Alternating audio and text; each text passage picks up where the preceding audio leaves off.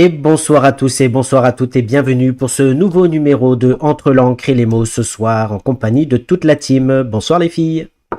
Bonsoir Bonsoir à tous. Merci à vous d'être là ce soir pour ce mois rédactif, on le rappelle effectivement. Et ce soir, on va avoir la chance de passer un beau moment avec Bernadette Mesbourian pour son livre Maître. On l'a dit aux éditions rédactives. Vous connaissez le principe de l'émission. Nous aurons la chance tout à l'heure d'avoir donc la chronique de Sonia. Sonia, qu'est-ce que tu peux nous dire sur ce livre? C'est un petit huis clos bien sympathique, ma foi, et avec des petits flashbacks et tout ça. Donc, j'en dirai pas plus, parce que sinon je vais spolier ma chronique. Ah bah écoute, dans l'impatience de t'écouter dans quelques instants, nous aurons bien entendu la chance d'avoir l'extrait donc de Marie Méran, la comédienne de cette émission, qui a enregistré un extrait et on l'écoutera tout à l'heure. Puis ensuite, nous aurons le portrait de Séraphine. Séraphine, qu'est-ce que tu peux nous dire sur notre chère Bernadette? Bernadette, la semaine dernière, on a eu les pianos désaccordés d'André, mais là, cette semaine, on a une pianiste. C'est une virtuose des mots et surtout des émotions, donc forcément, ça me touche un petit peu. Elle cache énormément de sensibilité dans ses mots et beaucoup d'humour derrière ses petites lunettes.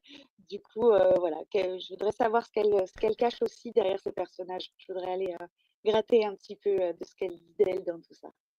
Eh bien écoute, nous t'écouterons donc en fin d'émission pour avoir le portrait de Bernadette et on rappelle encore une fois que c'est le mois spécial Rédactive. Chaque mercredi et chaque vendredi, nous avons un invité donc de Rédactive qui vient nous parler de cette belle maison d'édition dont la directrice de publication est Maëlys Père, dont je salue puisque j'ai vu qu'elle était là. D'ailleurs, je vous salue tous, merci à vous d'être là. Vous êtes déjà pas mal à nous regarder sur Facebook et sur YouTube, donc n'hésitez pas à poser vos questions et on reçoit tout de suite donc notre chère amie Bernadette.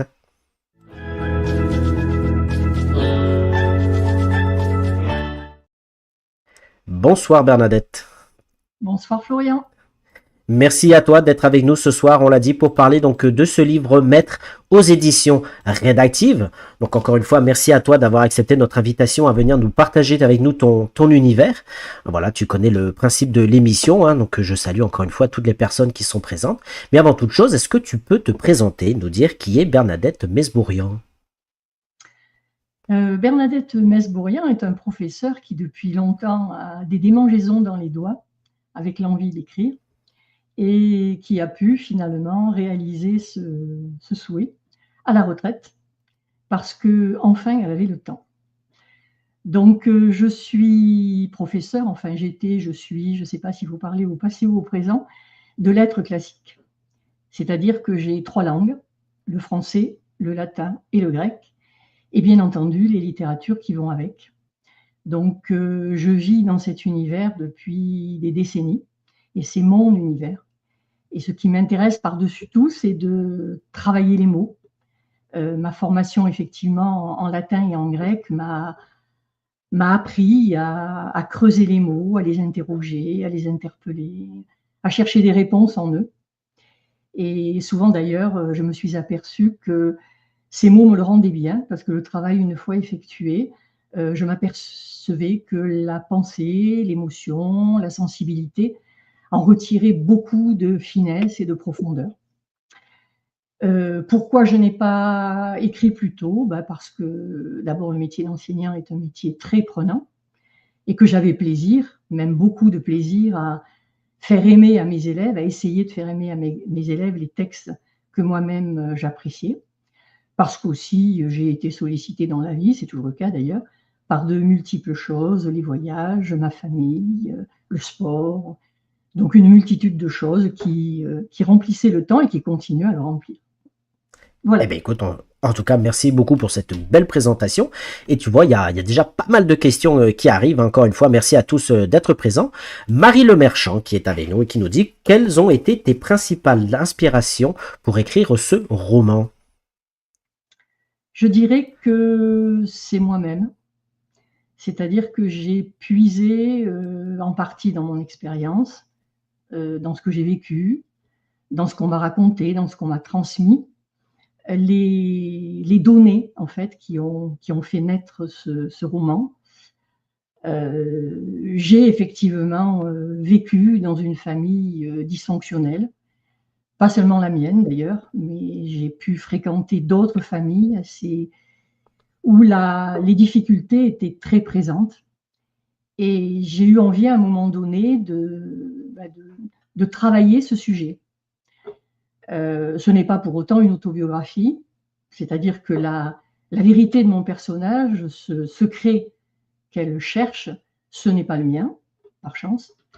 Mais effectivement, j'ai eu envie d'approfondir tous ces personnages, ces situations que j'avais pu connaître ou dont j'avais été témoin. Et j'ai voulu chercher à développer le plus possible ces situations donc, que j'avais vécues ou dont on m'avait parlé. Voilà, quelle est la principale source d'inspiration.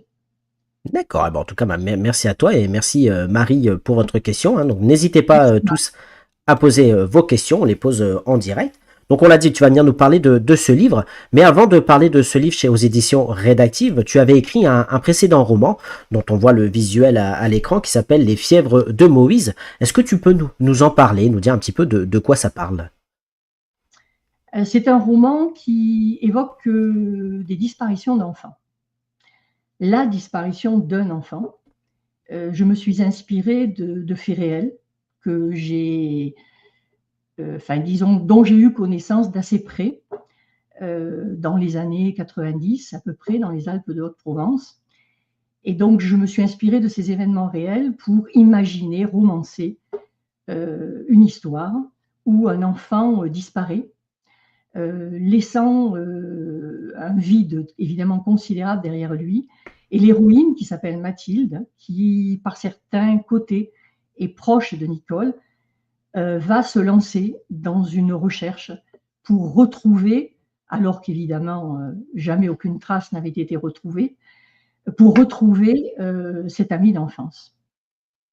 La ressemblance entre Mathilde et Nicole, c'est qu'elles sont toutes les deux effectivement à la recherche d'un passé, à la recherche d'un mystère. Pour Nicole, c'est un secret qu'on a bien enfoui. Pour Mathilde, c'est un secret qui reste un secret pour tout le monde. Et l'une et l'autre vont en fait faire un cheminement intérieur. C'est-à-dire que la recherche de ce secret ou de cette disparition ou de ce mystère va se transformer pour l'une comme pour l'autre en une recherche intérieure absolument indispensable. D'accord. Il y a une question intéressante de Malice, puisque tu parles du personnage de Nicole, qui nous dit, tu parles de ton personnage en désignant Nicole, je suppose, mais quelle est la place d'Anita qui me semble centrale? Alors Anita, c'est effectivement la mère de Nicole, et c'est, on va dire, le personnage déclencheur de toute l'histoire, puisque c'est elle qui va introduire dans le roman, je dirais, la première souffrance, ce que j'ai appelé la souffrance en héritage. Évidemment, on peut imaginer dans on va dire, une enquête psychologique, une réflexion psychologique, qu'elle est elle-même l'héritière d'une souffrance antérieure. C'est assez vraisemblable. Mais ça, je ne le raconte pas. C'est une autre histoire. Donc, Anita, c'est la mère qui va initier, en fait, dans l'histoire, cette souffrance qui va progressivement passer de génération en génération, donc à ses enfants, puis à ses petits-enfants. Donc, Anita, a effectivement un rôle central. De plus, c'est un personnage extrêmement complexe. Je l'ai voulu complexe parce qu'elle va jouer un rôle très important auprès de tous les membres de sa famille, auprès de Nicole, auprès de son fils, auprès de son autre fille, auprès de son mari.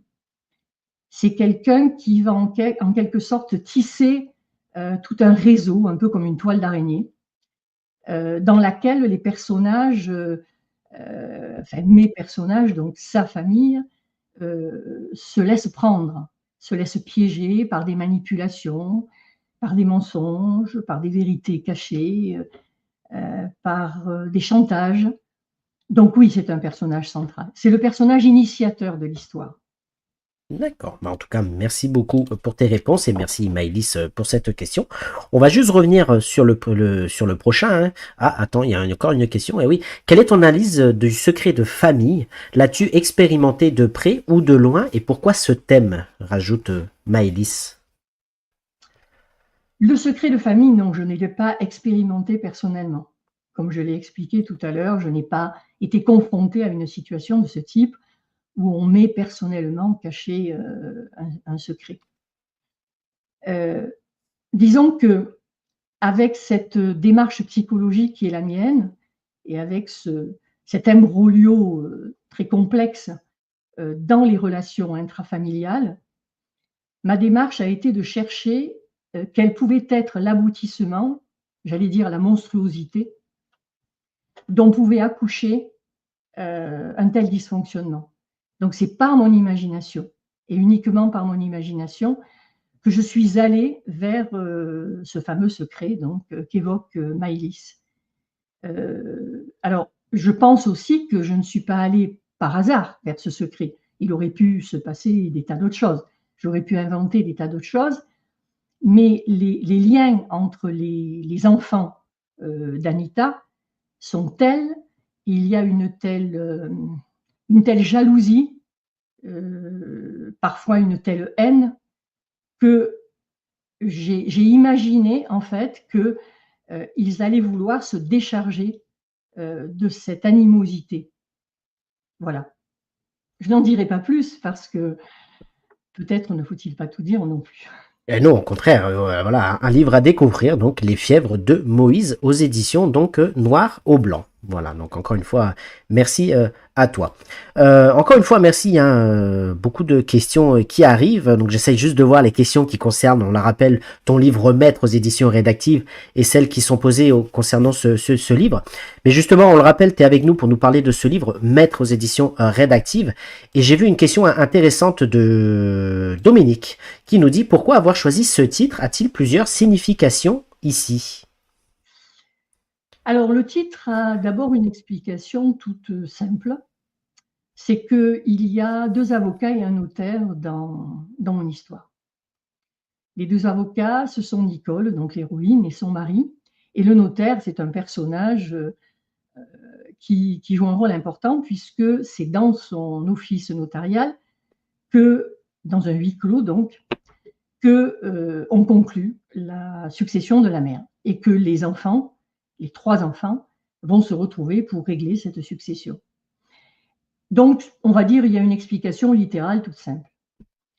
Mais, et c'est pour ça d'ailleurs que le mot est au pluriel, dans un sens littéral, mais il est aussi au pluriel dans un sens non littéral. Nicole est un personnage qui est à la recherche de son passé et qui a absolument besoin de s'en rendre maîtresse. Elle a absolument besoin de découvrir ce secret qu'on lui cache parce elle est hantée par des souvenirs confus, par des émotions qui surgissent à certains moments, dans certains lieux. Et donc, elle sent en elle poindre une vérité qu'on lui cache. Elle va, à partir d'un certain moment, enquêter pour trouver cette vérité qu'elle trouvera, bien sûr. Et j'ai voulu un pluriel aussi à mettre pour signifier que cette recherche est multiple.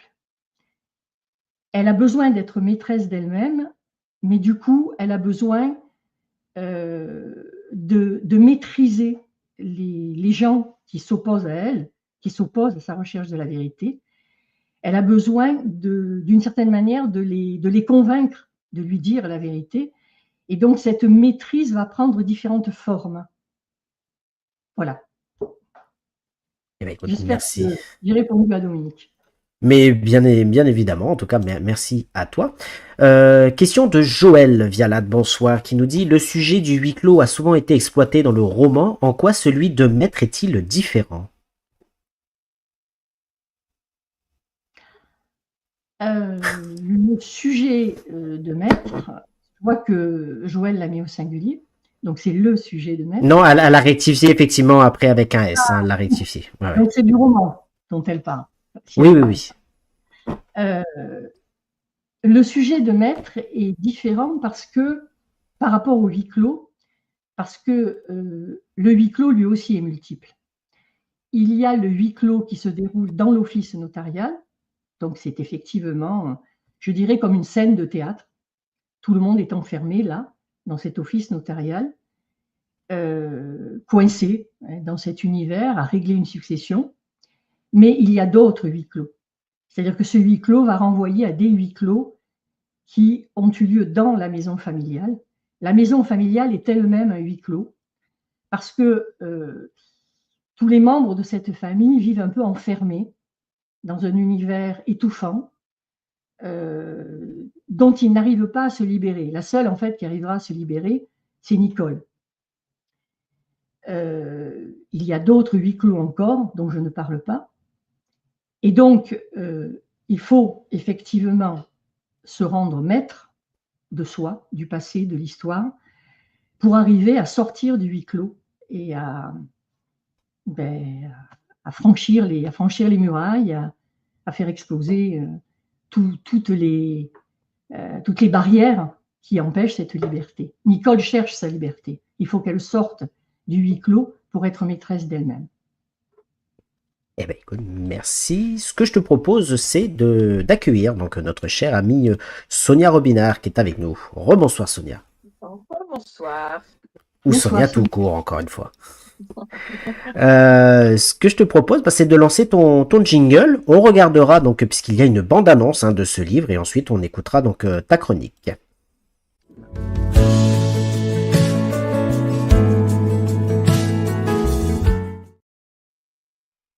Maître aux éditions rédactives, donc de Bernadette Mesbourian. Donc ce que je vous propose, c'est de regarder une bande-annonce de ce livre réalisée donc par les éditions rédactives, par Joël, si je me souviens bien.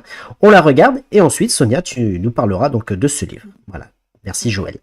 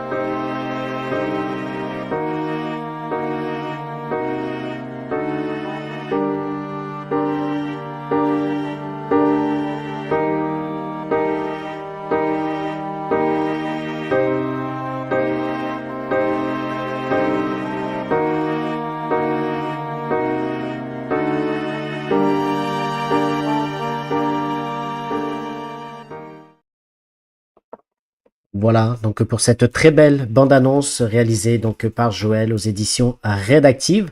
Sonia, qu'est-ce que tu peux nous dire sur ce livre? Nous t'écoutons. Nicole, Jacqueline et Philippe, 3 frères et sœurs au passé tumultueux. 3 enfants devenus grands qui se retrouvent chez un notaire pour une succession.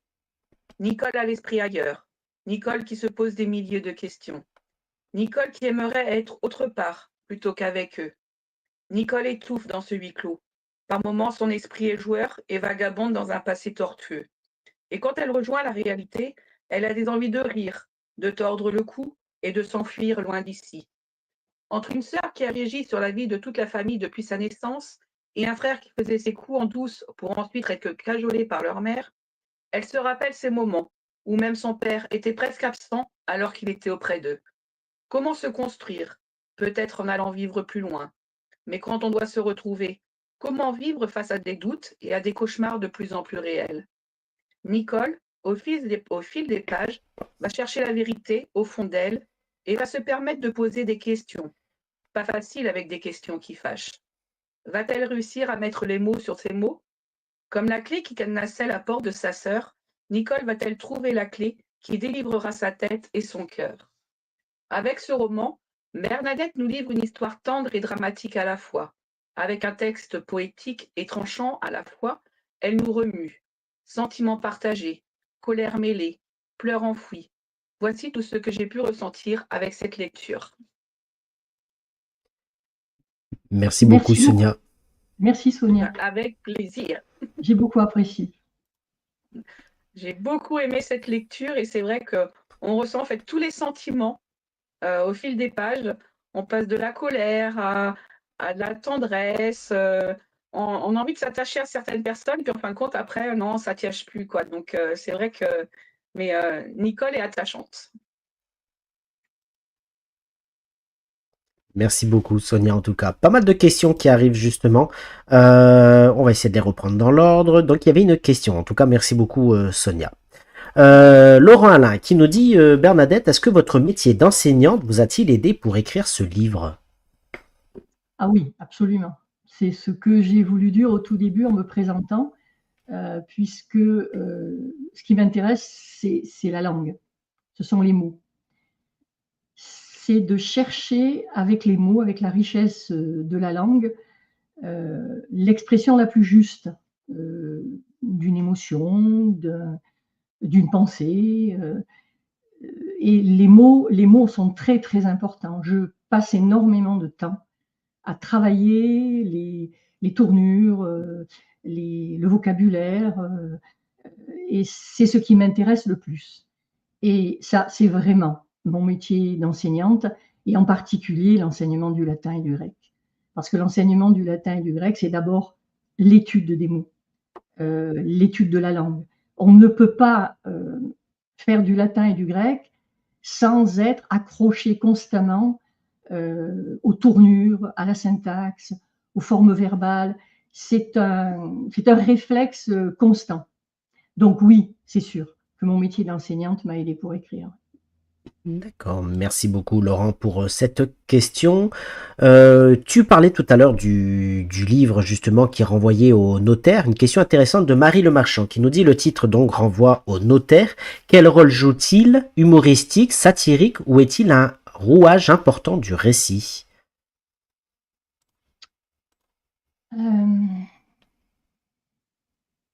Il est évident que c'est un personnage qui joue un rôle satirique. Oui, c'est sûr. Nicole est extrêmement énervée par la présence de ce personnage. Alors, il y a plusieurs explications. Elle sent la complicité entre lui et son frère et sa sœur. Elle est à l'écart. Alors, elle est à l'écart parce qu'elle se met à l'écart et qu'elle n'a aucune complicité ni avec son frère et sa sœur, ni avec le notaire. Donc, effectivement, elle charge le personnage. Et je le charge avec elle, c'est sûr. Il y a de l'humour aussi parce qu'il a un côté un peu ridicule. C'est un petit bonhomme qui est très, très pris par la litanie de ses textes. C'est un peu normal pour un notaire, mais disons que lui, il est particulièrement accroché à ses formules. Il est extrêmement fatigant à écouter parce qu'il ne met aucune émotion, aucune pause dans la lecture de ces textes notariés. Et donc, effectivement, il y a de l'humour, il y a de la satire. C'est un ouvrage important du récit parce que c'est lui qui mène le huis clos. Donc, en fait, je retiens les 3 formules de Marie. C'est lui quand même qui est l'acteur et qui est le maître de ce huis clos. Donc, il ordonne, il organise. C'est lui, évidemment, qui est le maître d'œuvre. Donc oui, c'est un rouage important en ce sens. Et il va beaucoup contribuer, par son comportement qui agace énormément Nicole, à la faire s'évader précisément. D'accord, merci beaucoup. Sonia, est-ce que tu veux rajouter quelque chose? Voilà, oui, moi, il m'a fait rire parce qu'il fait ses monologues, en fait. Il récite tout, voilà, on manque de souffle pour lui, en fait, quand il récite à quel acte, voilà, c'est... Voilà. Mais c'est vrai que par moments, il est marrant, mais par moments, il tape sur le système, je dois avouer. Ah bah alors, il t'énerve autant qu'il énerve Nicole, alors. C'est ça, exactement. Il y a Maëlys justement qui rajoute, donc chère Sonia, pour en revenir à la chronique de Sonia, la force de Bernadette, montrer que personne n'est tout noir ou tout blanc, rien ne vient de nulle part, exposé mais pas jugé. Voilà, rajoute Maëlys, qui on le rappelle, est directrice de publication des éditions Rédactives, sans qui ces lives, bien entendu, ne seraient pas Je suis disponibles. d'accord. Oui. Voilà. Exposer n'est pas juger, oui. Bien sûr. Merci beaucoup Maëlys. Aurélie Fliedel, bonsoir, qui nous dit une question de Laura Fliedel. Combien de temps vous a-t-il fallu pour écrire ce livre? À peu près, je dirais 1 an et demi, 2 ans. À peu près. Et je l'ai écrit relativement vite. Parce que le premier m'a pris beaucoup plus de temps, ça a bien duré 3 ans. Et le troisième, qui existe, m'a pris aussi 3 bonnes années. Donc celui-ci, effectivement, a été écrit assez vite, mais je dirais que c'est un livre nerveux. C'est un livre qui est sorti un peu comme un jet, avec des souvenirs, des émotions, de ce que j'ai vécu, de ce qu'on m'a raconté, de ce qu'on m'a transmis. Et donc il y avait une espèce d'enchaînement dans le récit et dans l'écriture qui a été beaucoup plus facile d'un certain point de vue que dans les 2 autres romans que j'ai écrits. Merci Laura.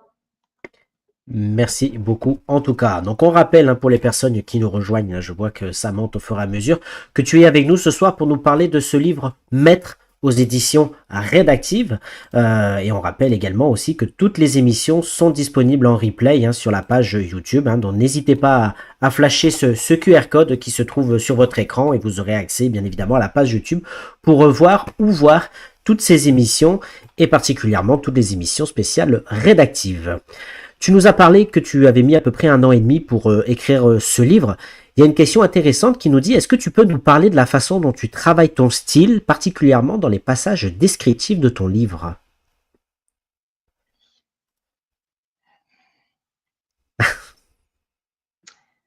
Bonne question. Il en faut toujours une. Descriptif. En fait, quand je me mets à écrire effectivement un passage descriptif, je visualise les choses. J'ai dans ma tête, dans mon imagination, des images et je cherche à trouver une expression par les mots, par le vocabulaire, enfin par le style. Je cherche à trouver l'expression qui colle le plus à l'image que je me suis forgée et qui est dans ma tête. D'ailleurs, ce n'est pas forcément une image que je me suis forgée. Ça peut être un souvenir d'un paysage, d'une situation qui m'est restée dans l'esprit parce qu'elle m'avait touchée, parce qu'elle m'avait paru particulièrement intéressante. Donc, c'est comme ça que je travaille le style. C'est-à-dire que je vais essayer de faire coller le plus que je peux l'expression à ce que je veux dire ou ce que je veux faire ressentir. Dans les descriptions, je me laisse beaucoup guider par la sensibilité. Je cherche souvent un vocabulaire sensible, comment dire, qui est très au sens précis du terme, c'est-à-dire à l'odorat, au goût, au toucher, à la vue, voilà. C'est ainsi que je travaille. D'accord. Ah, non, c'est bon? Ah, je pensais qu'il y avait eu un bug, autant pour moi, excusez-moi. Frédéric Ricard, bonsoir, habitué de ces lives, merci à vous d'être là, qui nous dit, selon vous, quel a été le sujet le plus dur à écrire pour votre roman? Frédéric veut dire la partie la plus difficile. Voilà, quel a été le sujet le plus dur à écrire, effectivement? Les scènes de conflit. Les scènes de conflit familial. C'est-à-dire lorsque les personnages se heurtent très violemment, et il y en a quelques-uns effectivement dans le roman. Je trouve que c'est très difficile de trouver d'avoir la note juste. C'est-à-dire que quand des personnages se heurtent, j'ai toujours cherché à ce que ce ne soit pas trop violent non plus, mais il faut pourtant que la violence s'exprime. Donc cet équilibre entre la violence nécessaire et, on va dire, l'excès, oui, m'a été difficile à trouver, en effet. D'accord, merci beaucoup Frédéric pour cette question. Une question de Laurent Alain. Attention, préparez-vous.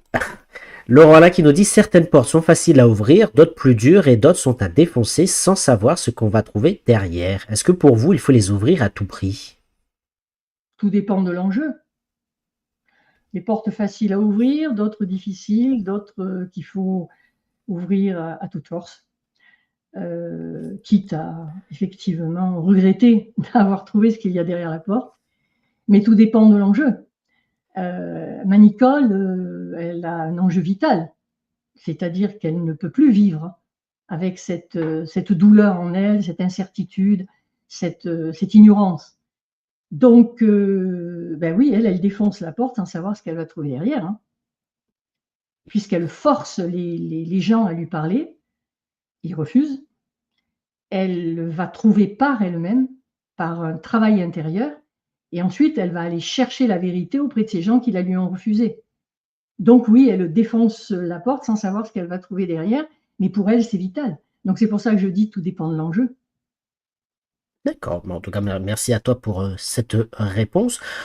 Tu parles beaucoup de tes personnages et justement, il y a une question intéressante qui nous dit que penses-tu d'Anita? Arrives-tu à la comprendre? Et je poserai la question ensuite à Sonia. Oui, heureusement que je la comprends. Parce que je pense que pour écrire Anita ou un autre personnage, il faut bien entrer dans la peau du personnage, il faut bien comprendre le personnage. Je veux dire, même s'ils ont des défauts majeurs, même s'ils sont de vrais problèmes pour leur entourage, il faut les aimer. À mon sens, on ne peut pas écrire sur un personnage si on ne l'aime pas. Et pour l'aimer, ben, il faut entrer dans le personnage. Oui, je la comprends. C'est une femme, en fait, qui a été lancée dans une vie sans l'avoir choisie. Le point de départ, c'est une grossesse non voulue. C'est la naissance d'un enfant dont elle ne veut pas, et dans une période extrêmement difficile pour elle, puisque son mari est parti à la guerre, et qu'elle se retrouve seule, sous le regard inquisiteur et extrêmement cruel de sa belle-mère. Oui, je comprends la souffrance d'Anita, bien sûr. Bien sûr que je la comprends. Mais je comprends la souffrance des autres personnages aussi. Je comprends la souffrance de Jacqueline, même si c'est un personnage qui est vraiment très noir. Et je comprends aussi les personnages qui sont des personnages solaires, parce qu'il y a dans ce roman qui paraît si douloureux des personnages très positifs. Lucien, l'oncle de Nicole, Caterina, sa tante, la grand-mère d'Anita, la grand-mère de Nicole, pardon, Alberta, le mari de Nicole. Il y a des personnages positifs. Alors ceux-là, évidemment, c'est plus facile de les aimer. Ça, j'en conviens. Mais je les aime tous et je les comprends tous, puisque c'est moi qui les ai créés. Comment faire autrement? Et justement, Sonia, toi, qu'est-ce que tu en penses de ces personnages et en particulier d'Anita, puisque c'est la question? J'ai eu beaucoup de mal avec Anita, en fait. J'avais envie de lui dire, mais c'est toi la mère, pourquoi tu réagis pas? Surtout avec Jacqueline, en fait. Et c'est vrai qu'au fil de la lecture, on s'y attache, mais au début, j'ai eu beaucoup, beaucoup de mal avec Anita. Je me disais, mais c'est pas possible, quoi, faut qu'elle fasse quelque chose. Elle se laissait bouffer, entre guillemets, par sa fille. Et après, oui, quand on continue la lecture, on se rend compte pourquoi, mais j'ai eu beaucoup de mal. Oui, Eh c'est ben, un écoute, personnage difficile. Je suis d'accord, Sonia. C'est un personnage difficile et qui se bat constamment contre elle-même et contre les autres. Elle ne veut pas admettre la situation conflictuelle et dysfonctionnelle de sa famille. Elle la nie, cette situation, elle la nie constamment et elle oblige en fait les autres, elle voudrait bien obliger les autres à la nier.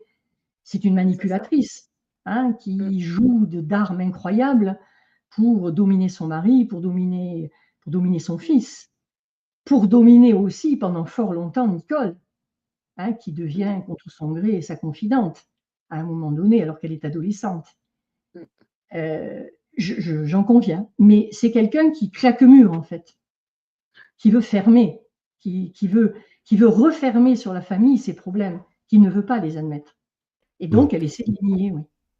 Et il y a Maëlys qui dit effectivement comprendre cette souffrance, c'est sans doute ce qui t'aide à ne pas les juger. Ah, non, je ne les juge pas. Je ne peux pas les juger. À ne pas les juger, pardon, autant pour moi. Comprendre cette souffrance, c'est sans doute ce qui t'aide à ne pas les juger. Pardon, Maëlys. Oui. Donc, je ne les juge pas, en effet. Mais pour moi, c'est une évidence. Encore une fois, il faut être dans les personnages et donc il faut bien avoir une empathie, même si les personnages que je crée sont extrêmement difficiles. Ça, c'est la première raison. La deuxième raison, c'est que je pense que c'est la réalité. C'est que quand on a une démarche psychologique, on entre dans les raisons, dans les mobiles, dans les causes, dans les conséquences. On entre dans un nœud de contradictions souvent assez complexe. Et donc, on a forcément une attitude de compréhension plus que de jugement, plus que de condamnation. Et puis, encore une fois, la réalité est très complexe. Qui peut se vanter d'être tout blanc? Personne n'est tout noir et on a tous en nous des contradictions, des difficultés, des côtés peut-être pas très sympathiques à certains moments. Il faut aussi tenir compte de cela, de ce qu'est la réalité psychologique. Une question de Joël, puisqu'on est sur les personnages, qui nous dit Bernadette, comment fais-tu pour quitter tes personnages aussi attachants à la fin du roman? Parce que j'ai une autre idée en tête. Lorsque c'est fini, je pars dans une autre direction. Je suis en train de laisser d'autres personnages là se faire leur petit nid dans mon esprit. Et c'est ainsi que je les quitte. Alors, facilement, non, mais je les quitte, oui. Pour autre chose. Pour autre chose. Merci à toi. André Dankesi, qui est avec nous, bonsoir, qui était avec nous la semaine dernière, dont on va avoir l'occasion d'en parler dans quelques instants, qui nous demande, Bernadette, est-ce que tu effectues des recherches avant d'écrire? Alors, avant d'écrire ce roman, je ne peux pas dire que j'ai effectué des recherches, mais j'ai une formation psychologique. Donc, en fait, j'ai plutôt puisé dans ce que j'avais appris dans le domaine de la psychologie, dans mes lectures, dans mes contacts. Donc, je n'ai pas vraiment fait de recherche au sens propre du terme, puisqu'en fait, j'avais à disposition le matériel nécessaire. En revanche, pour les fièvres de Moïse, oui, j'ai fait des recherches. J'avais compulsé de longue date des articles de journaux qui m'ont servi à imaginer une histoire de disparition d'enfants. Et dans le roman que j'ai terminé, qui se situe dans un contexte historique, là oui, j'ai effectivement fait des recherches historiques. Donc tout dépend du sujet. D'accord. Marie qui nous dit, d'après toi, le poids du passé n'est-il que fardeau ou bien source de résilience? Beaucoup de questions ce soir, merci à tous. Les deux. Je pense que le poids du passé est d'abord un fardeau, lorsque fardeau il y a. Bon, on peut espérer qu'il y a des gens qui ne portent pas forcément un fardeau, quoique je n'en sois pas sûre, mais bon, espérons-le. Donc le poids du passé, oui, c'est d'abord forcément un fardeau lorsqu'il y a fardeau, mais c'est aussi un moyen de se dépasser. Donc je suis d'accord avec Marie. Enfin, je réponds positivement à sa question. Oui, il peut être source de résilience parce que si on veut justement alléger ce fardeau, il faut bien faire un travail. Il faut bien, quand on est concerné, faire ce travail intérieur et essayer d'alléger le fardeau. Donc, à mon avis, c'est les deux à la fois. Merci Marie pour cette question. Donc on le rappelle que tu es avec nous pour nous parler de ce livre Maître aux éditions rédactives. On va avoir la chance d'ici quelques instants d'avoir donc l'extrait de Marie, mais il y a encore quelques petites questions là assez intéressantes que j'aimerais te poser.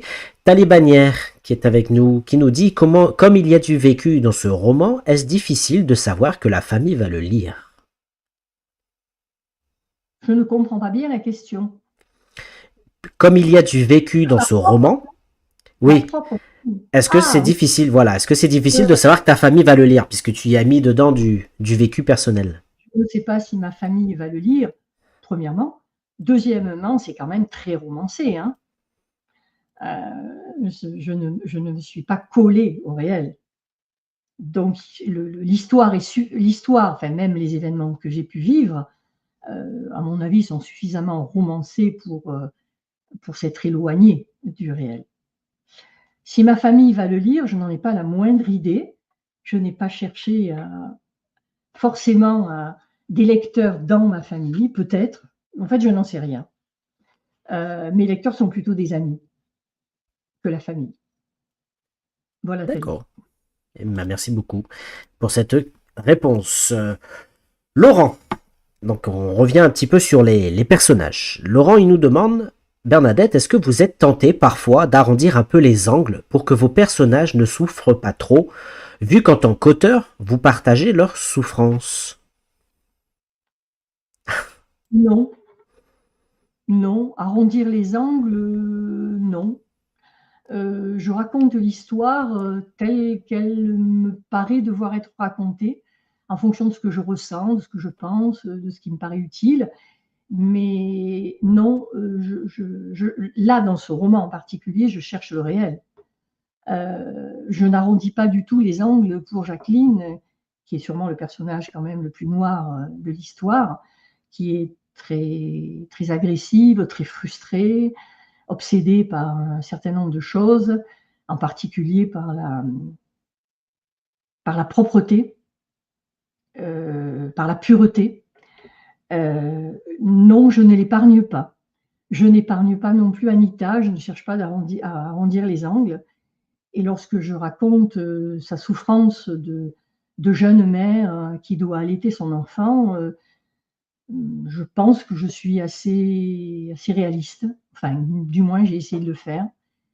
Et de même, lorsque je raconte, alors je dirais en sens inverse, la souffrance de Nicole, je dis en sens inverse puisque c'est elle la victime, je ne pense pas non plus que je cherche à arrondir les angles. Et il y a même un passage dans le roman où on la voit livrer de façon très crue à sa souffrance.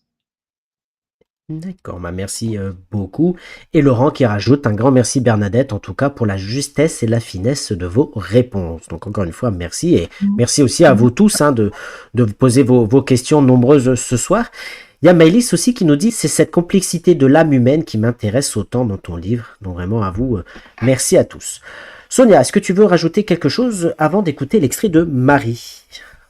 Non, c'est très intéressant. Oh, je recommence. C'est très intéressant d'écouter Bernadette et voir justement comment elle a pu façonner ces personnages qui m'ont à la fois touchée et énervée, on va dire. Ah, bah écoute, Un on peu le écoute. but, hein. C'était un peu le but d'arriver Ça a tout à fait effectivement fonctionné. ça m'importe beaucoup effectivement que de toucher le lecteur, voire de l'énerver. Et d'ailleurs, je peux continuer un peu, Florian, pour Mais répondre. bien entendu, mais bien entendu.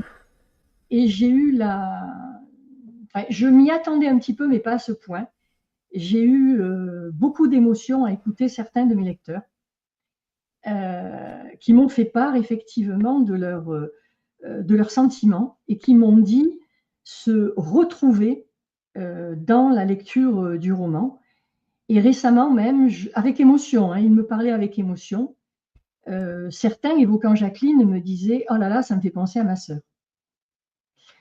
Et récemment, j'ai même eu devant moi, c'était au Cultura à Aubagne, une dame qui m'a dit c'est incroyable, je vis en ce moment avec ma mère exactement ce que votre héroïne Nicole vit avec sa mère Anita. Et cette dame m'a raconté qu'effectivement, on lui avait caché un secret de famille pendant fort longtemps, qu'elle le connaissait maintenant, et que son but, c'était de faire parler sa mère. Elle voulait entendre sa mère lui dire les choses. Donc c'est vrai que j'ai eu des moments de très forte émotion face à un certain nombre de lecteurs qui sont touchés. Eh bien, écoutez, je vous propose à ce moment-là, pour être touché, d'écouter un extrait donc de ce livre. On le rappelle, Maître aux éditions rédactives. par notre invitée du soir, donc Bernadette Mesbourian.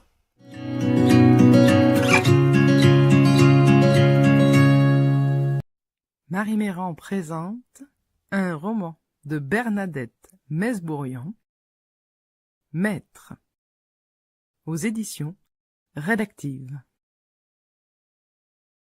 Cher maître, maître, maître, maître de maison, maître d'école, jeu de mots, jeu d'enfant, maître corbeau, maître renard, divertit mon ennui. Maître d'œuvre, maître d'équipage, distrait ma pensée. Maître de cérémonie, maître d'armes, trompe mon émotion. Maître d'escrime, maître coq, berce ma douleur. Maître de danse, maître de musique, Kapellmeister, Meister Singer, comptine chante en sourdine, à l'endroit, à l'envers. L'œil du maître, les coups de maître, à carreau, à pique, à trèfle ou à cœur. Et lui, que fait-il de main de maître? De quoi est-il maître au juste? Même pas maître de soi. Et pourtant, que de maîtres claironnés alentour, à qui mieux? Merci, maître, vous pensez à tout. Nous vous faisons entièrement confiance, maître. Heureusement que vous êtes là, maître.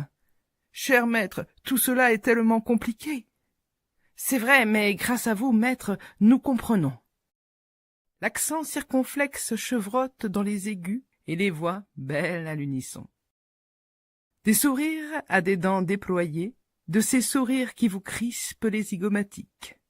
Je voudrais les voir sous peu, traînant loin d'ici leur corps contraint de courbettes courtisanes, lèvres entr'ouvertes, gobant l'air bêtement, pour tenter de détendre leurs muscles endoloris. Ils l'auront bien cherché. C'est le prix à payer pour leur obséquiosité. Obséquiosité triviale et grotesque, à laquelle le maître, majuscule et chevrotement, répond par un sourire de molle gratitude. Pah! Tout cela est répugnant. Que comprennent réellement ces deux-là? Je n'en sais trop rien. En tout cas, moi, je ne lui fais aucunement confiance à leur maître. Ne pas oublier le chevrotement. De petits yeux ronds, parfaitement inexpressifs, quand je dis parfaitement, je veux dire à la perfection, l'absence achevée, totale, pure, en quelque sorte, de toute forme d'expression, pas la moindre parcelle de sentiment, d'agacement, de surprise, d'émotion, pas la moindre lueur non plus, derrière des lunettes tout aussi rondes, dans un visage tout en rondeur, une série monotone de cercles où tourne en rond une pensée mécanique.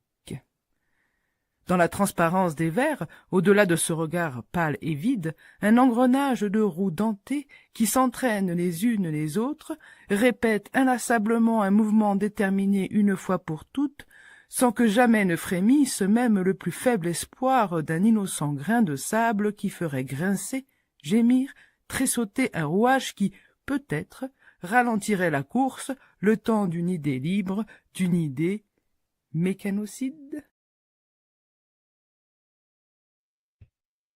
Voilà pour cet extrait de Marie Mérand, de Maître aux éditions Rédactives de Bernadette Mesbourian. Bernadette, qu'est-ce que ça te fait d'entendre ton livre lu comme ça? D'abord, je remercie Marie. La lecture est, je trouve, très, très expressive. Elle est arrivée à reproduire les différentes tonalités de tous ces maîtres avec beaucoup de justesse et d'habileté. C'est la première page du roman. Donc, Voilà. Le maître en question qui apparaît après toute cette série de maîtres, c'est évidemment le notaire dans son office notarial qui officie de façon très cérémonieuse, donc, et qui préside la succession. C'était très très bon. Merci beaucoup. Merci à toi Bernadette. Sonia, est-ce que tu veux rajouter quelque chose?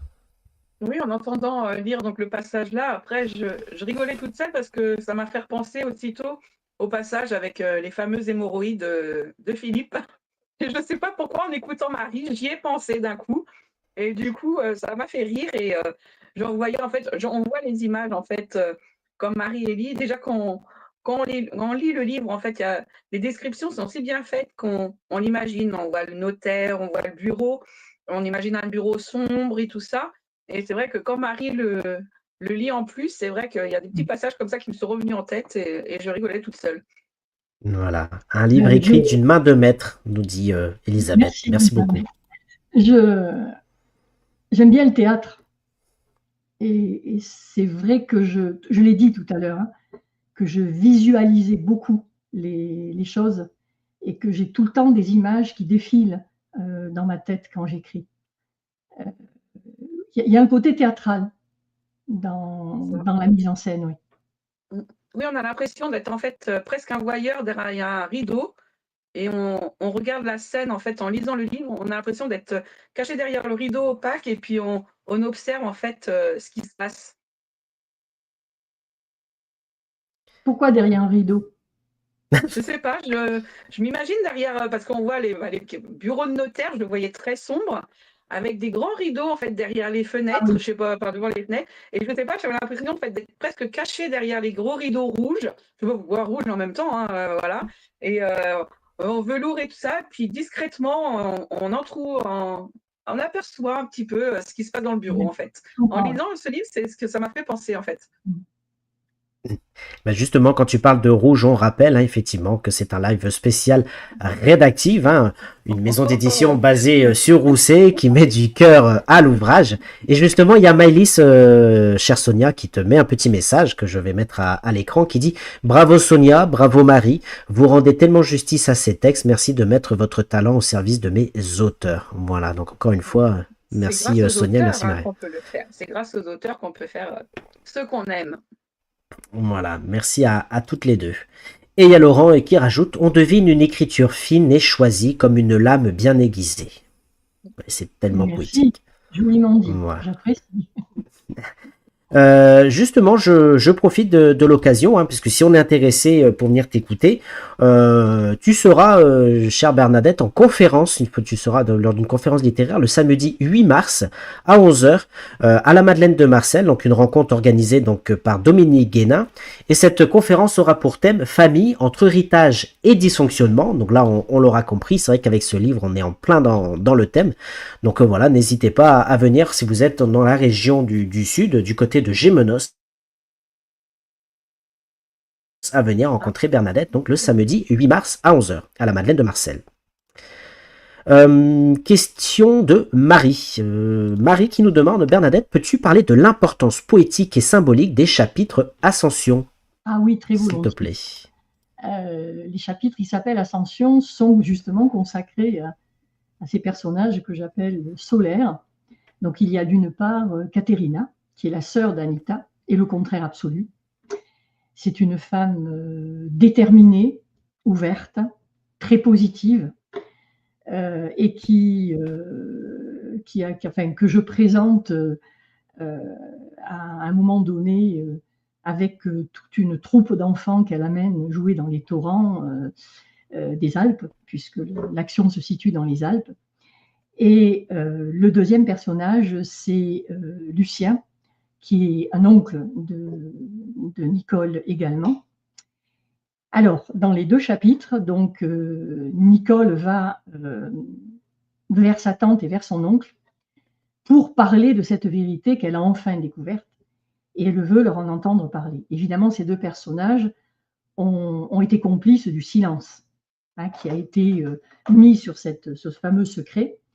Ils en sont un peu malheureux, bien sûr. Ils vont expliquer à Nicole qu'ils ont été pris dans cet engrenage de silence et qu'ils n'ont pas pu en sortir. Alors effectivement, d'une part, les deux chapitres s'appellent Ascension parce que de fait, Nicole monte. Elle monte vers sa tante dont le chalet est installé assez haut dans la montagne et elle va traverser des étendues d'herbe. Elle voit de loin sa tante dont le profil apparaît devant son chalet. Et effectivement, il y a une dimension poétique parce que j'ai voulu donner à cette ascension vers la tante, j'ai voulu situer plutôt cette ascension vers sa tante dans un cadre qui évoque la montagne, enfin certains aspects de la montagne, et en particulier ces grands champs d'herbe que l'on peut parcourir dans les Alpes. Et symbolique aussi, donc pour ce qui est de Caterina dans ce passage-là, parce que monter vers Caterina, c'est évidemment accéder à la vérité. Et lorsqu'elle arrive près de cette femme, s'ensuit une très forte émotion et un dialogue extrêmement riche où donc la tante va, comment dire, présenter d'une manière plus précise, plus argumentée, plus ressentie les événements qui se sont déroulés.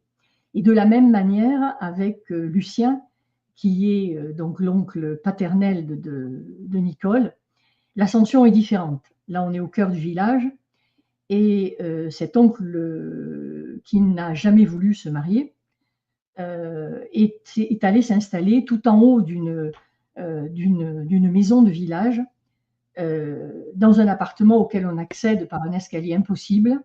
Dès qu'on ouvre la porte qui donne sur la rue, on a immédiatement la première marche d'escalier devant soi, il n'y a pas de palier. L'ascension est très rude, la pente est raide, il n'y a pas de main courante, et donc c'est une véritable ascension au sens physique du terme. Il faut effectivement forcer, il faut vraiment vouloir aller jusqu'à cet oncle. Alors pourquoi ne s'est-il jamais marié? Parce qu'il n'a jamais rencontré de femme qui accepte de vivre dans un endroit pareil, et que lui préférait son Inègle là-bas au sommet de son escalier que n'importe quelle épouse. Donc Nicole va gravir ces escaliers sous les moqueries de son oncle qui l'attend un peu plus haut, en lui demandant comment il se fait qu'elle met tant de temps pour arriver, alors que lui a l'habitude de monter 4 à 4 ces escaliers invraisemblables. Et lorsqu'elle arrive en haut, elle arrive dans une grande pièce complètement lumineuse. La pièce domine tout le village et dégringole sous les yeux de celui qui se met à la fenêtre tous les toits du village.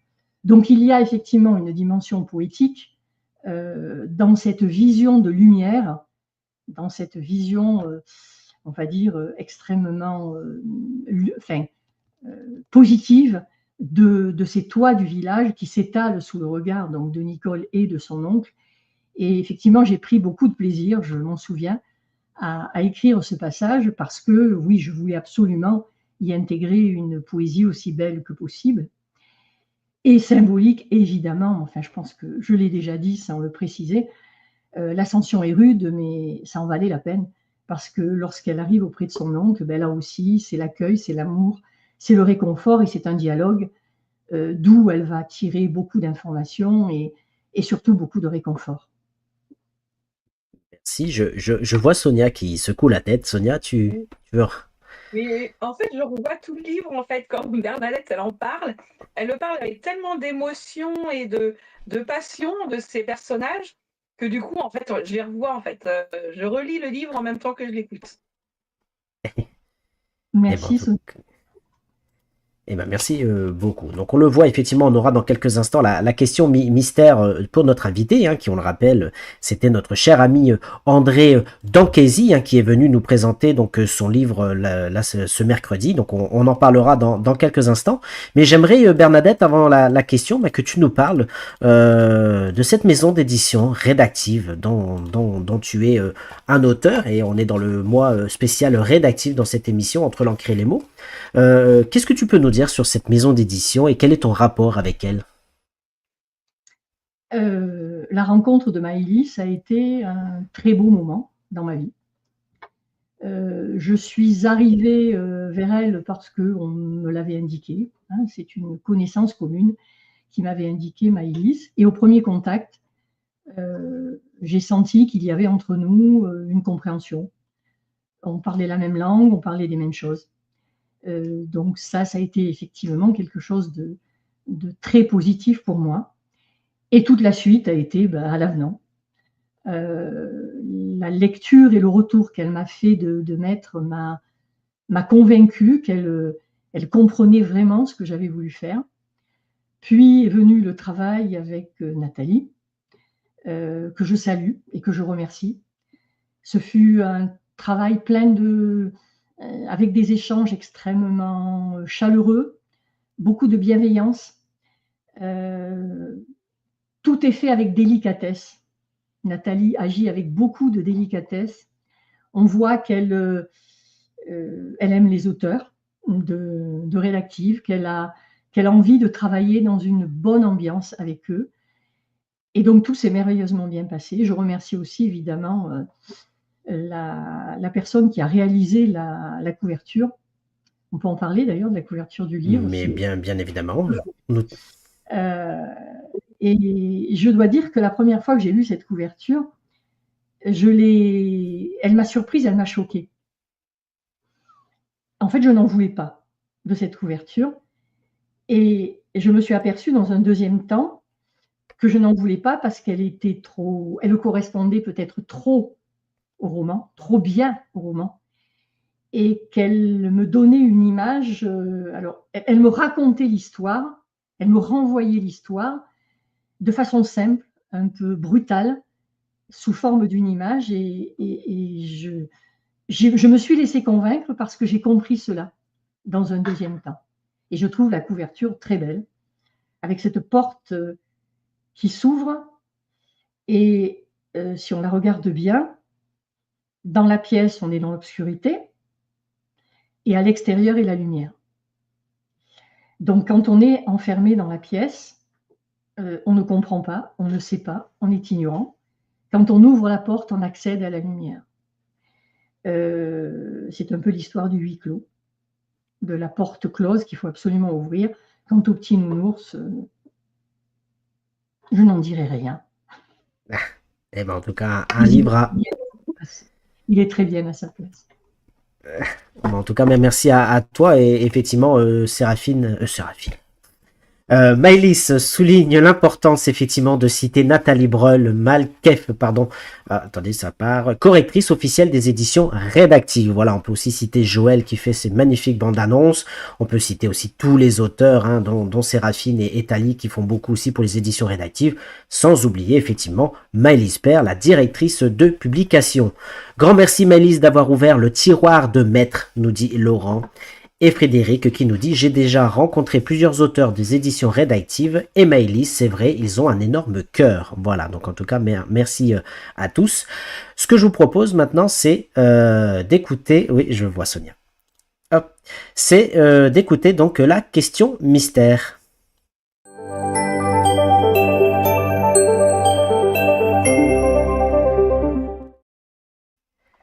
Alors, chers amis, je vous rappelle que ce mercredi, donc, nous avons reçu notre cher ami André Danquesi qui est venu nous présenter son livre « Comme des pianos désaccordés ». Ce que je vous propose, donc, c'est d'écouter sa question. Donc, chère Bernadette, tu adores la Grèce, donc tout naturellement, j'ai failli oser te demander la recette de la moussaka. Mais j'ai changé mon fusil d'épaule au dernier moment. Voilà donc ma question. À l'instar des roses de la solitude de Jacqueline de Romilly, pourrais-tu choisir un objet familier qui t'évoque un souvenir particulier et précieux? Nota bene, peux-tu, en pièce jointe, m'adresser la recette de la moussaka? Voilà, on remercie donc notre cher ami André Danquesi pour cette magnifique question. Qu'est-ce que tu as envie de lui répondre, Bernadette? Il aura les deux. La recette de la moussaka et non pas un objet, mais 3 objets familiers. Mais je présume qu'on va d'abord donner la recette de la moussaka. Eh bien, écoute, nous t'écoutons. J'ai vu que tu m'avais envoyé donc un visuel. Donc, nous t'écoutons. Je lis? Oui, bien sûr. En exclusivité, la recette de la moussaka de Bernadette. Obéir absolument aux impératifs suivants. Pardon. Premièrement, pour que la moussaka révèle tout son goût, n'utilisez que de la viande d'agneau et des légumes de saison cueillis entre juin et septembre, tomates, aubergines et courgettes. Deuxièmement, confectionnez la moussaka en écoutant du bouzouki. Troisièmement, tenir serré dans sa main gauche un mataki. Quatrièmement, avoir en soi ne serait-ce qu'une parcelle de l'âme grecque. Cinquièmement, Attendre 24 heures pour déguster la moussaka, car elle est meilleure réchauffée. Sixièmement, l'accompagner de rétina. Septièmement, pour clore la dégustation, savourer lentement un café grec, préparé dans les règles de l'art avec un briki. Enfin, et en désespoir de cause, huitièmement, s'inscrire à un stage organisé par Gérard. J'espère qu'André est convaincu.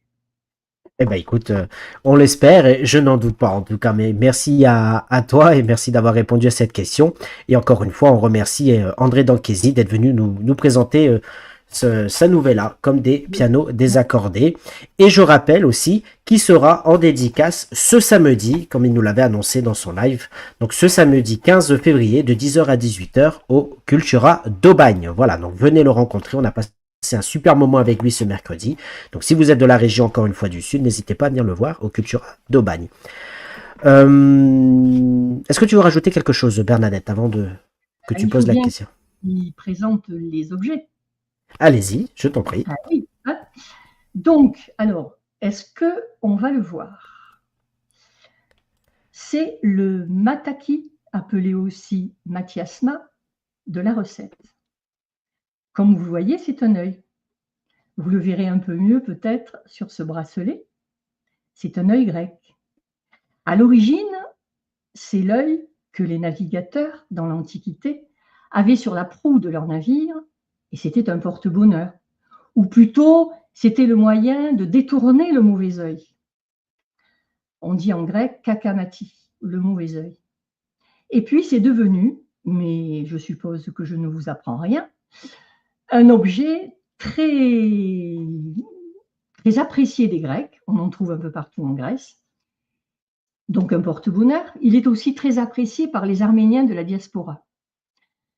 Et ce n'est pas l'aspect superstitieux qui me retient dans ces objets, c'est plutôt ce que cela représente de l'hospitalité grecque, de leur bienveillance, de leur gentillesse, de leur souci de souhaiter aux autres du bonheur et de la prospérité. Celui-ci, d'œil, il est tout petit, mais on le voit, je pense.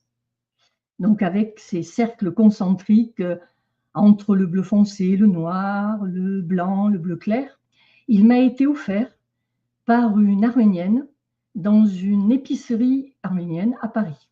Comme ça, à la caisse. J'ai payé ce que j'avais acheté et elle m'a offert l'œil. Et celui-ci, il m'a été offert en Crète, à Héraclione, également dans une boutique, par la vendeuse. J'ai payé mes achats et en partant, elle m'a offert le bracelet. J'ai promis 3 objets à André. Voilà le 3e. C'est pour faire le café, ça. Qui permet de faire le café grec. Mais là aussi, vous le connaissiez tous. Et ce sont des objets familiers pour moi. Et bien justement, puisque tu nous montres ce magnifique objet, il y a Tali qui demande maintenant, il va nous falloir la recette du café grec. Parce que c'est une particularité aussi, ce café. C'est une particularité et c'est tout un art. Je ne m'aventurerai pas à faire le café grec. C'est la spécialité de Gérard, la moussaka aussi. Donc, Thaïs, il faudra que tu poses ta question à Gérard à la première occasion. Eh ben écoute, à l'occasion. En tout cas, effectivement, nous régalons Maëlys Père. Donc en tout cas, merci à toi Maëlys. Enfin, j'imagine qu'elle parle de vous les auteurs. Hein. C'est un vrai régal de vous entendre et de voir cette complicité que vous avez entre vous. C'est vraiment voilà, le slogan, une maison d'édition qui met du cœur à l'ouvrage. Bah, vous le démontrez chaque jour. Donc vraiment, merci à vous. Je vais intervenir 1 minute là-dessus. Effectivement, c'est une caractéristique de Redactive, cette complicité, ce plaisir d'être ensemble, d'échanger, de se faire mutuellement la publicité de ce que nous faisons. Et ça, c'est aussi une belle caractéristique de Redactive. Mais ça vient de Maëlys. Hein. Le cœur, c'est Maëlys. C'est elle. Ah, ben en tout cas, on la remercie en tout cas. Merci beaucoup Maëlys, en tout cas, qui nous permet, comme l'a dit Sonia, de passer ces merveilleux moments. Et on rappelle hein, que sur tous les auteurs hein, de Redactive, vous pouvez les retrouver sur www.redactiveedition.com. Voilà, donc en tout cas, merci à tous pour ce beau moment. Il y a une remarque juste de André qui nous dit « Merci Bernadette pour la recette, mais je n'attendrai pas 24 heures pour la déguster. » Voilà, donc bon, André est bien gourmand aussi. Si tu arrives à la faire dans les conditions. Eh bien écoute, Donc on le dit. Donc voilà. Donc là tu as répondu à la question donc de André.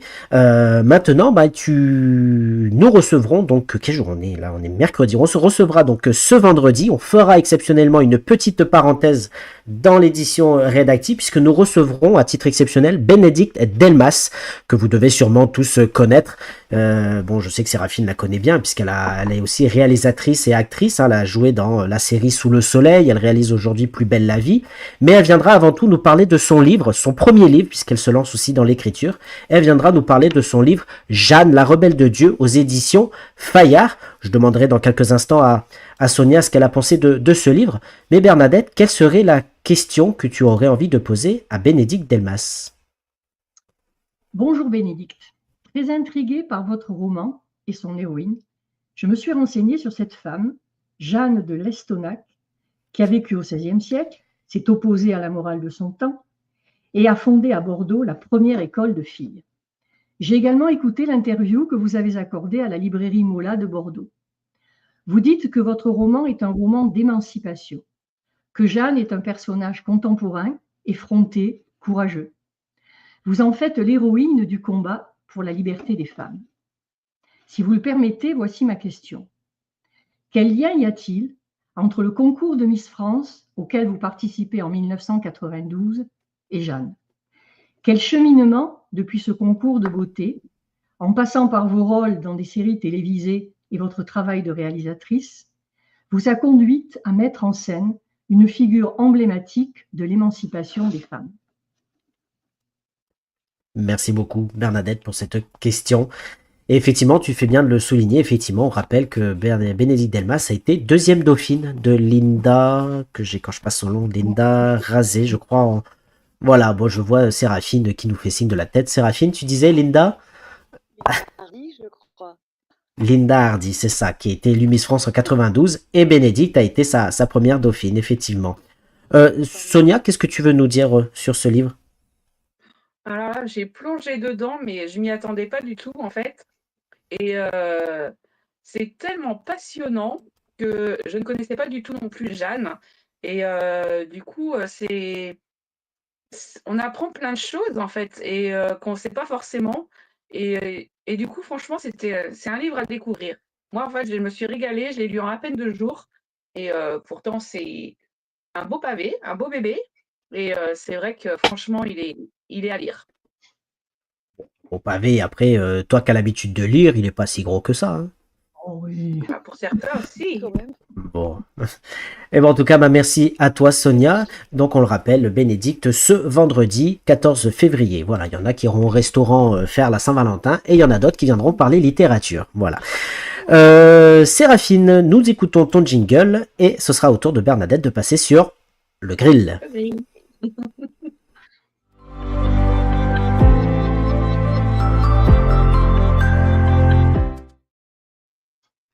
En fait, on dit le portrait de Séraphine, mais je pense qu'on pourrait marquer le grill tout simplement. Hein. Oh, c'est pas mal ça. Oui, oh, Oh, tiens, je mais toi, veux, je veux, dès qu'il y a je une... veux. Bon, on en discutera, mais en attendant, nous t'écoutons. Et bon courage, Bernadette, on est avec toi. Ouais, soutenez-moi, je vais en avoir besoin. Hein. Jusqu'à présent, Allez. ça allait bien. Allez, nous t'écoutons. Je vais être très désagréable avec toi, t'inquiète. Je sais, je Promis, sais. tu sais. Non, c'est surtout que justement, tu décris des, des quêtes, des recherches de soi, des quêtes vers soi. Et du coup, j'aurais bien aimé savoir, me permettre de demander quels sont tes mystères à toi, quels sont les non-dits qui t'ont amené à mettre ça dans tes romans, à mettre ce besoin de comprendre, ce besoin d'aller fouiner dans le passé pour pouvoir s'en libérer. Tu veux que je te dise mes non-dits? C'est ça que tu veux? Oui, est-ce que toi aussi tu as eu des mystères? Est-ce que toi aussi tu as eu ces non-dits qui t'ont aidé à décrire tes personnages? Tu l'as dit. Mais est-ce que tu pourrais m'en donner un peu plus, m'en dire un peu plus sur ce qui t'a inspiré toi, sur ton mystère à toi. Alors, je vais botter en touche. Ne crois-tu pas, Séraphine, que tout le monde a des non-dits? Évidemment, c'est les Oui, tiens qui évidemment. m'intéressent là. On a tous vécu des difficultés, Mhm, des moments de doute ou d'inquiétude. Quant à te dire mes non-dits, encore faudrait-il que je les formule là maintenant dans l'instant, et je vais avoir du mal à le faire. Il est vrai quand même que le roman en révèle une partie. J'ai bien dit que le dysfonctionnement de cette famille, je l'ai quand même vécu de près. Donc, d'une certaine manière, dans Maître, j'ai exprimé une partie de ces non-dits. d'accord. Est-ce que Je toi n'en dirai aussi pas tu as... plus, hein. Non, mais je te remercie, je respecte. Je voulais t'embêter, j'ai réussi, c'est tout. Non, mais je sais que tu veux Non, m'embêter. Allez, vas-y, continue. est-ce que, est-ce que est-ce que toi aussi tu as été déterrer ce passé? Est-ce que toi aussi tu as fait ce cheminement d'aller chercher à comprendre le présent? Il y a une phrase que j'ai vue qui dit d'aller plonger profondément dans le passé pour pouvoir revenir à la surface du présent. J'ai adoré cette image. Est-ce que toi aussi tu as fait ce plongeon, d'aller Oui, travailler ton passé pour être plus oui, épanoui dans ton présent? oui. Et Oui, oui, est-ce bien sûr. oui, Bien sûr. Je pense que tout le monde devrait le faire d'ailleurs.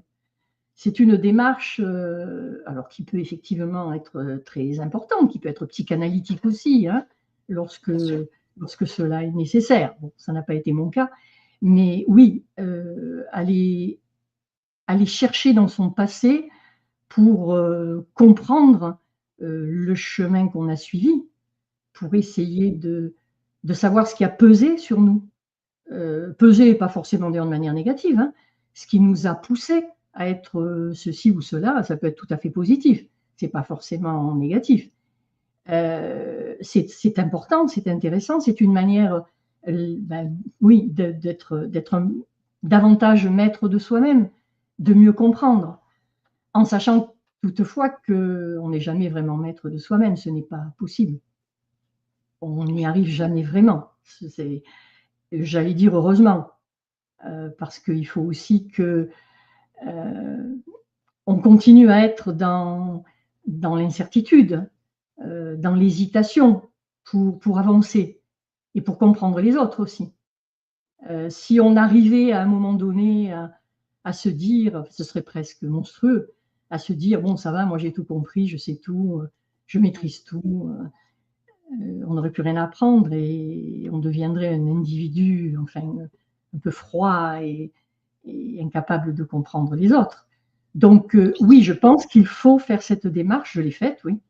Il faut faire Mhm, cette démarche pour essayer de comprendre. Et d'ailleurs, on s'aperçoit que en faisant cette démarche, on a un regard sur le passé beaucoup plus bienveillant, beaucoup plus généreux que si on ne le faisait pas. Je rejoins un peu ce qu'on disait avec Maëlys tout à l'heure, oui, quand j'ai parlé de l'amour que j'ai pour mes personnages. C'est vrai aussi dans la vie.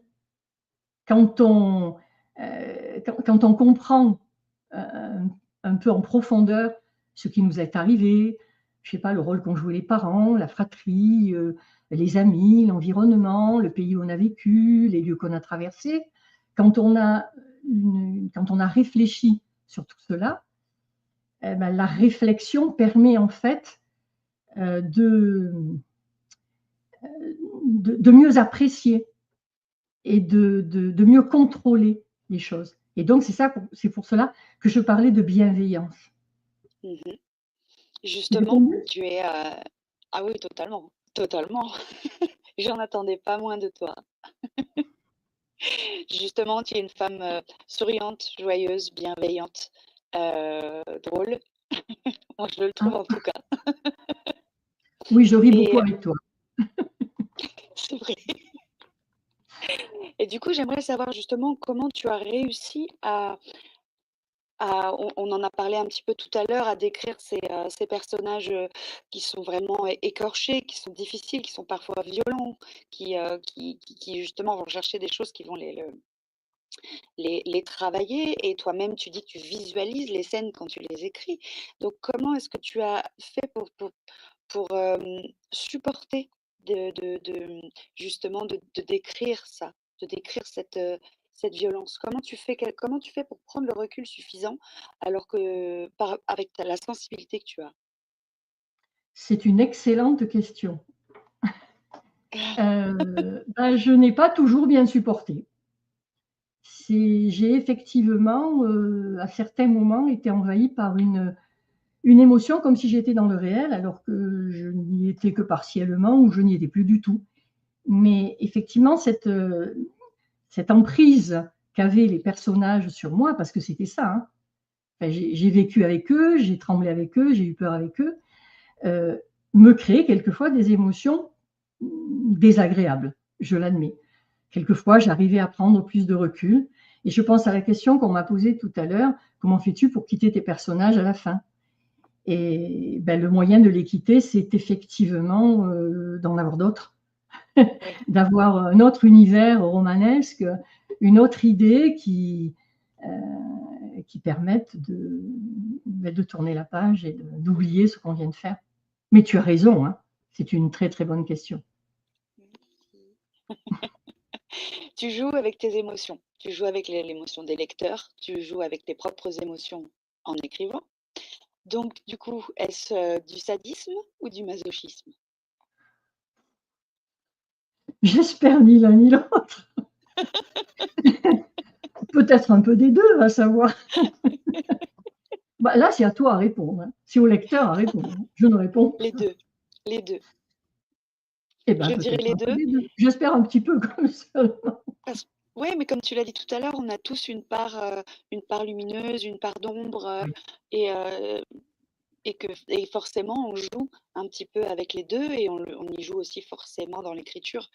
Si on veut justement jouer avec les émotions, on est obligé de provoquer les nôtres. Oui, C'est mais obligatoire. mais écrire, d'ailleurs, c'est forcément entrer dans ce jeu-là, écrire. bien sûr, C'est bien sûr, inévitable. évidemment.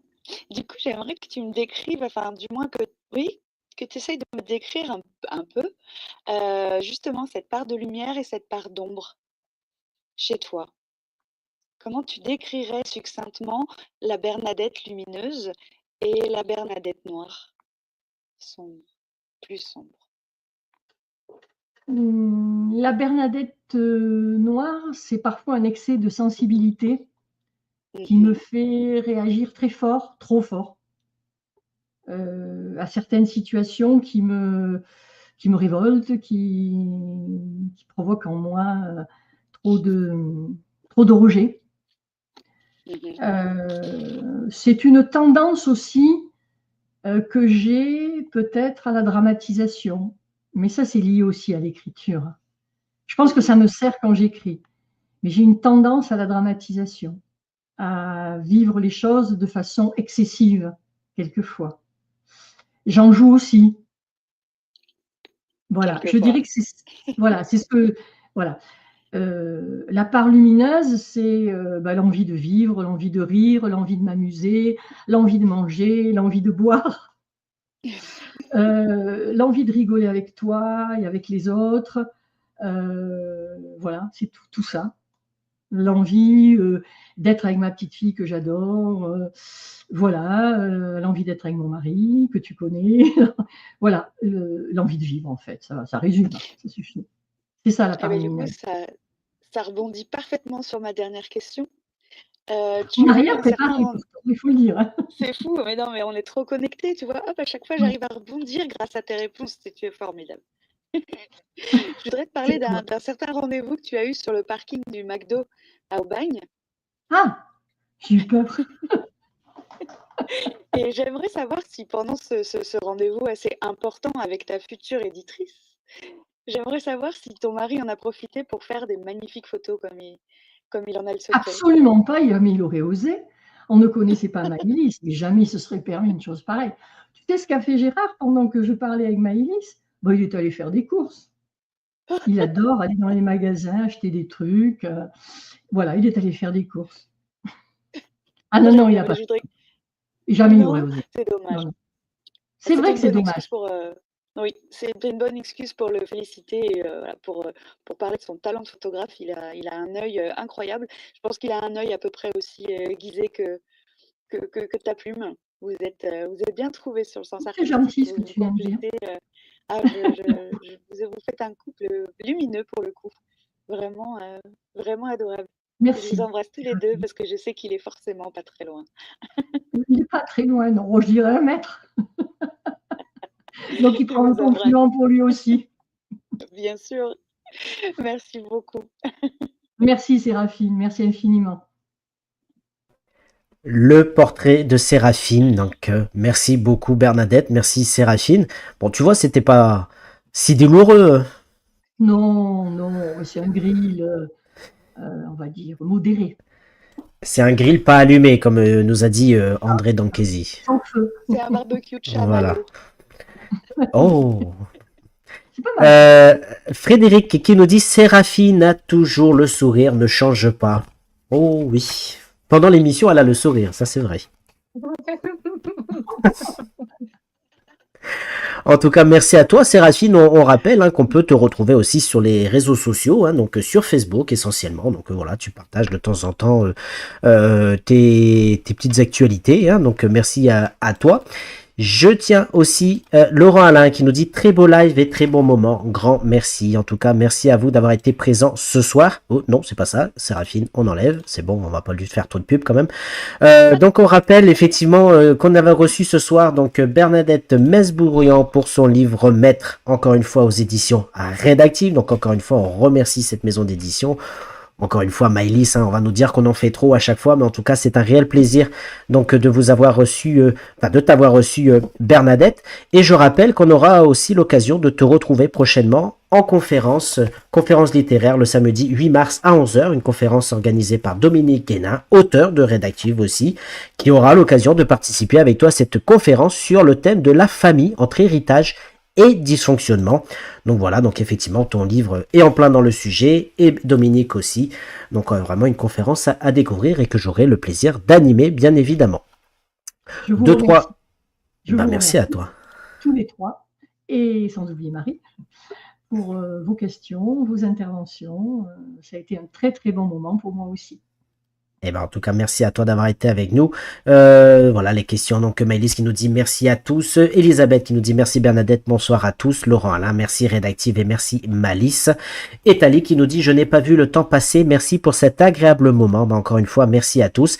Et si vous voulez prolonger le moment, n'hésitez pas à retourner voir ou à voir les rendez-vous Rédactive et toutes les émissions. Donc, sur la page YouTube, vous scannez ce QR code qui est apparu à l'écran et vous arriverez directement sur la page YouTube. Vous pourrez revoir toutes les émissions avec nos deux acolytes qui sont là, avec des auteurs extraordinaires. Et puis bien entendu, on n'oublie pas Marie qui ne peut pas être avec nous en ce moment, mais à qui on fait de gros bisous. Voilà, je fais pas trop long parce que sinon on va encore me dire que mes remerciements durent 3 jours. Mais en tout cas, voilà, on se retrouve donc ce vendredi, encore une fois, en présence donc de Bénédicte Delmas qui viendra nous présenter son premier roman aux éditions Fayard, Jeanne. Voilà, la rebelle de Dieu. Donc encore un très bon moment que je vous propose de découvrir et de vivre ensemble ce vendredi.